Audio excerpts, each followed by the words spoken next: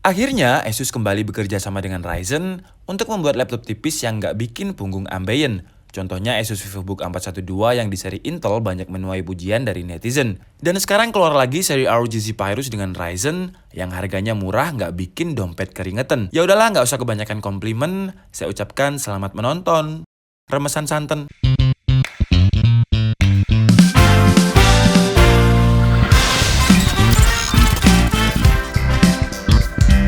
Hai guys, kembali lagi bersama saya Andika Setiabudi dari Dika ID. Dan sore tadi saya berkesempatan untuk hadir di event launching Asus dengan prosesor Ryzen. Di antaranya ada Asus TUF yang sudah pernah kita review, yaitu seri FX 505DD dan juga DT. Dan tadi juga ada seri FX 505DU yang menggunakan 1650 Ti. Kemudian juga ada seri Asus VivoBook Ultra 412 yang udah pernah kita review juga. Cuman yang ini adalah SKU Ryzen dan untuk harga 412 yang menggunakan Ryzen ini starting from 6.600.000. Kemudian ada 3 SKU untuk 412, jadi mulai Ryzen 3, Ryzen 5, dan Ryzen 7.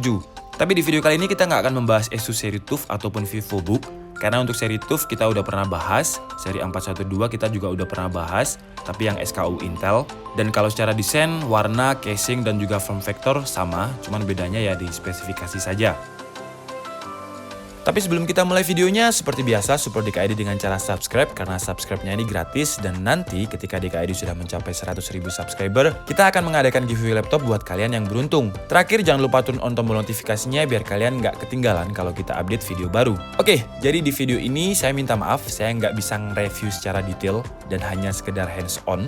Karena keterbatasan waktu ketika saya ada di sana dan nggak enak juga kalau mau bongkar-bongkar dan benchmark laptop di Experience Zones ketika acara tadi, nanti malah dikira maling kan bahaya. Nama dari Asus Zephyrus termurah yang menggunakan Ryzen ini adalah Asus Zephyrus GA502 dengan spesifikasinya Ryzen 7 3750H dengan Nvidia 1650 Ti Max Q Design 6GB.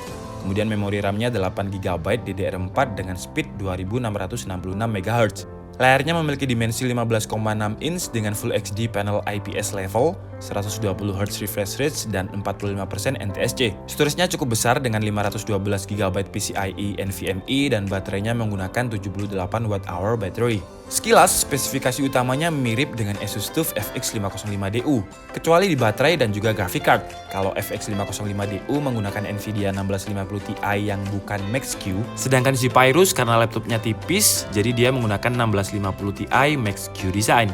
Kalau dari segi desain, di bagian cover belakangnya memiliki bahan material aluminium dan juga magnesium, yang desainnya menurut saya mirip dengan Asus G504 dengan logo ROG yang ada di sebelah kanan dan garis abstrak diagonal yang kesannya memotong bagian kanan dan kiri dari bagian cover belakang. Kemudian masuk ke bagian dalam, desain keyboardnya nggak terlihat begitu gaming.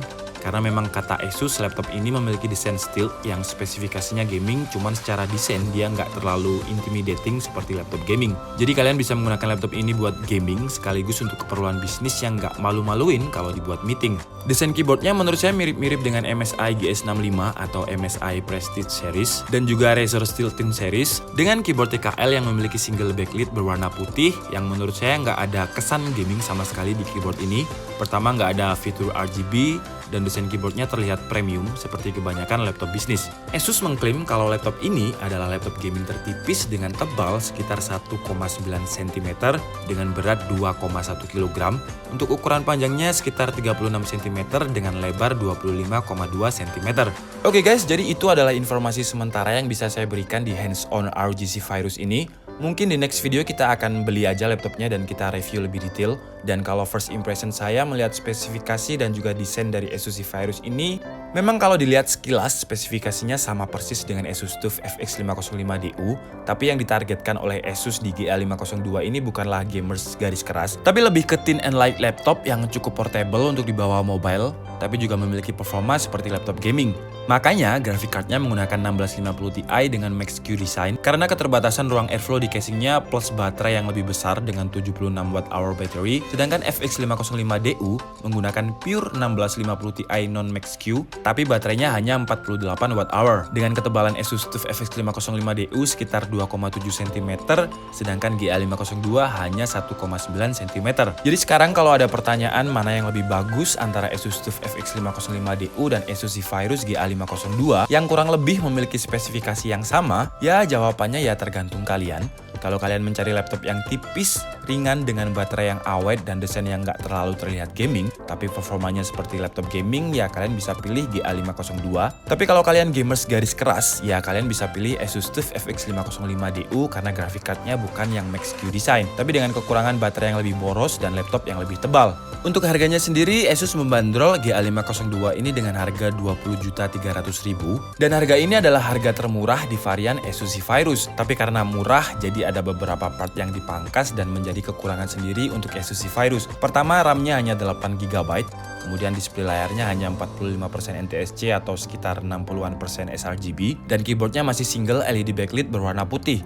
Jadi kalau menurut saya sih Asus agak nanggung atau kurang totalitas di seri yang menggunakan Ryzen ini. Tapi positifnya harga dari Zephyrus sekarang nggak semahal dulu. Buat kalian yang mungkin nggak sabar dan pengen buru-buru beli, kalian bisa beli di link pembelian yang ada di kolom deskripsi. Tapi buat kalian yang sabar, kalian bisa tunggu dulu review detail dari DKID. Oke guys, jadi cukup segitu aja video kita kali ini.